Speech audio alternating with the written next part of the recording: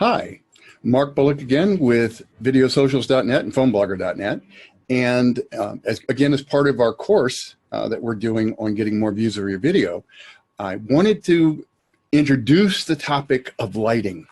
So it's actually a fairly complex topic, but I think we can keep it fairly simple.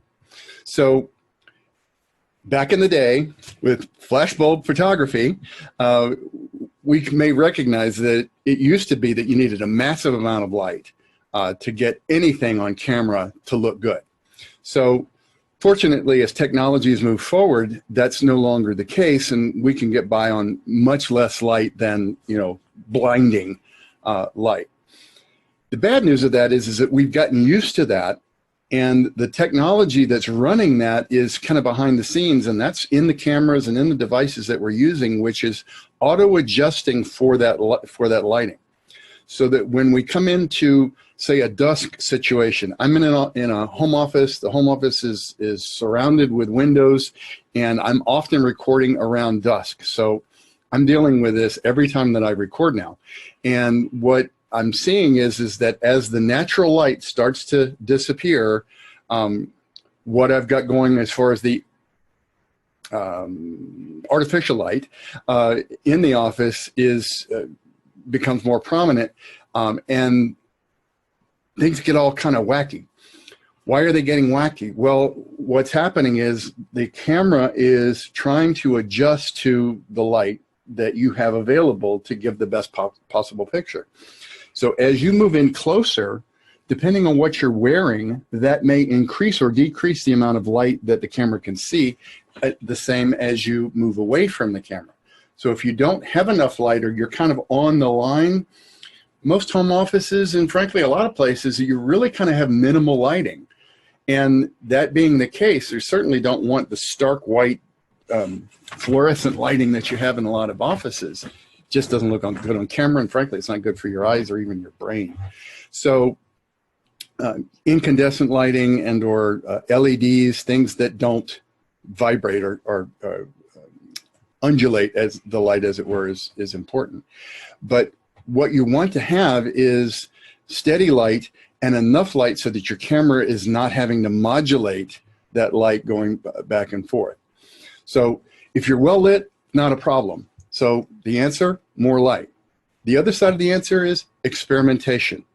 So one, Videosocials is designed as a place to experiment and a place to practice and get feedback and be able to see your picture, as it were, in contrast with others that you're doing these videos with. So feel free, do experiment, do try and look at different things. But one thing that you may not have thought of is Zoom's free. As far as for you as the user. So you can open it anytime. You don't have to be in a video conference to open Zoom, and then it's literally your mirror. You're seeing what the camera operator or the videographer would be seeing if they were videotaping you. So you can, on the fly, when you're not in a Videosocials meeting, you can go turn on lights, turn off lights, move lights around, try different things, and see what's going to work for you. The basic tenets are you need to have more light in front of you than behind you. You need to have light. Natural light is wonderful as long as it's on you and not into the camera. In other words, the window's back here. If it was morning sunrise, which that's what direction, but morning light, I get a lot of light coming through the curtains, and it really affects the camera negatively. So any bright lights, bulbs, light fixtures, windows, etc., that are within the camera's eye are usually going to be a problem. So get them out of the way. Also, if you have reflective surfaces behind you that may reflect light from windows or from light bulbs or from light fixtures, can also be a problem. Just be aware, look around. Don't just look at your face and what you're wearing today.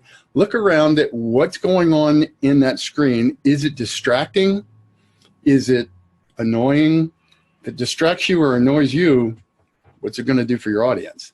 So more light in front of you than behind you, no direct light into the camera, practice and experiment both in Videosocials and on your own, and you'll get it worked out. And if you need help, ask. We're here, happy to help. All right, guys.